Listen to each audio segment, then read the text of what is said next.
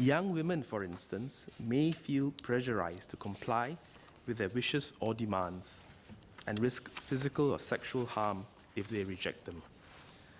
The police will keep a close eye on the SugarBook as well as the individuals who use its services. For instance, if there is any procurement of sexual services for payment, the police will take enforcement action under the Women's Charter, including possibly against the website and its owners.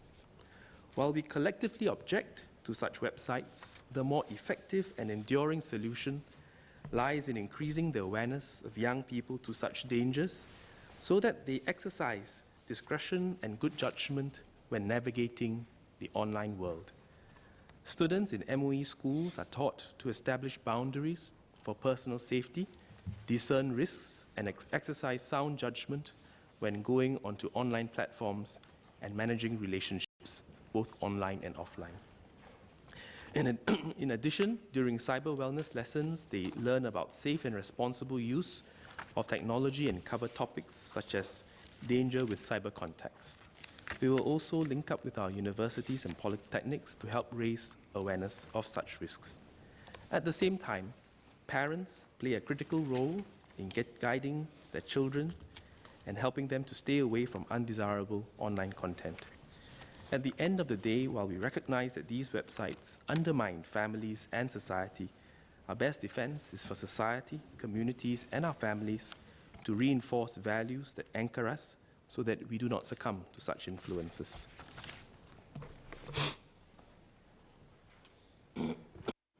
Mr. Sia Kemping. I thank Minister for his answer. In fact, I'm very heartened by what the Ministry's views. I just have two supplementary questions. First is to say that, building on what he has said, that the police and the Ministry will take a closer look at these sites. I hope that that this can be done very proactively and very decisively when it is very clear that that what Ministry is advocating is not adhered to. My second one is a broader question, which is how do we balance the need between freedom of young adults to do as they wish, whilst curbing the platforms of these activities which are not aligned to our social norms. I thank Mr. Sia for his concerns, well expressed. I give the member the assurance that, as we've responded to in the PQ answer, we will keep an eye on the site and other like sites and take action if laws are violated. In terms of finding the right balance between the freedom of people, including young people, to make moral choices within the realm of what is legally permissible, and acting as a regulator to curb sites, both online and of course, in the real world platforms, to protect, I think we need to strike the right balance. Certain sites, for example, Ashley Madison, if you recall, in 2013, IMDA, or its predecessor MDA, acted decisively to ban the site because the site explicitly advocated through its portal extramarital affairs and infidelity. And they proposed to set up the site in Singapore and for the founder to fly in and launch the site.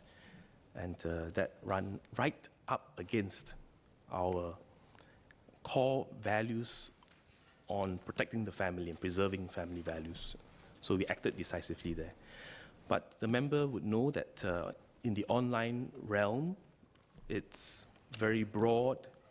There are many aspects of the online world that are very troubling. And yet, blocking and banning every such site, whatever its subject matter may be, isn't the most enduring way in which to protect Singaporeans, including young Singaporeans, from such risks. And the key is to put in a lot of effort educating children from young and continuing well into their teenage years and beyond, so that they are aware of these risks. But key is that families, individuals, communities, and society as a whole need to continuously recognize the values that hold us together.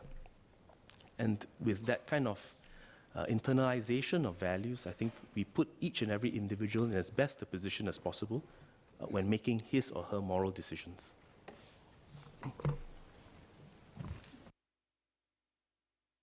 Thank you, Speaker. Thank you, Minister, for clarifying the Ministry's position on this. I have two supplementary questions. The first one is regarding the, I understand your point, but on this particular website, for example, TheSugarBook, just earlier this year, it was featured in a mainstream teenager magazine.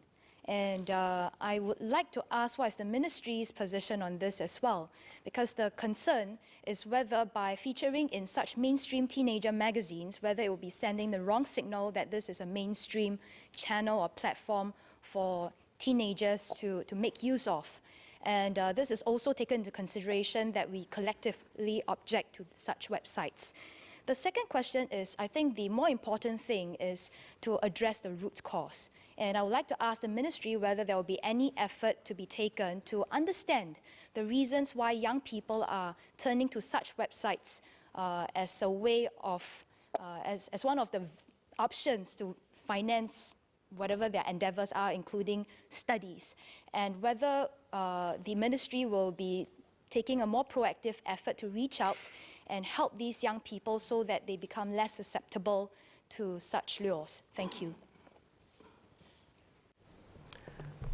Mr. Speaker, I agree with the member that we need to work with all aspects of society, including the private sector, to see whether it is appropriate for them to be advocating or advertising for such platforms, such activities. This is an ongoing conversation, and as I said earlier in my reply, we will keep a very close eye on TheSugarBook and other like sites. In terms of the root cause, I think this is something that we continually study. People, including young people, make moral choices based on the internal sense of what is right, what is wrong, what is white, what is black, and what is gray.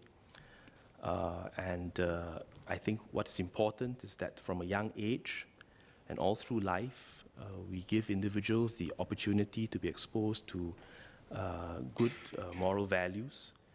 The role of family is critical, and that's why MSF provides programs in which parents can pick up and strengthen parenting skills.